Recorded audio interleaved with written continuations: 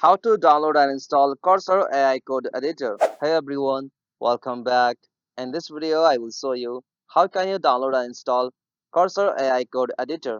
So let's get started. First, as you have to open any browser on your system. After you open browser, in the source field, you'll have to search for cursor.com. After you search for that, you can find the official site of Cursor. From here, at the top right, simply click on download.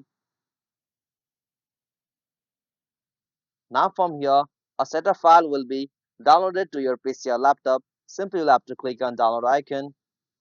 After that, simply you'll have to open that set of file. Now from here, you'll have to just accept the agreement and click on next.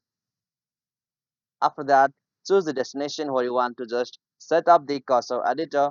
After that, simply click on next and follow the procedure ahead.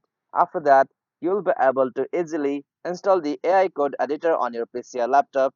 If you found this video helpful, please make sure to like and subscribe for more videos like this. Thanks for watching. Have a good day.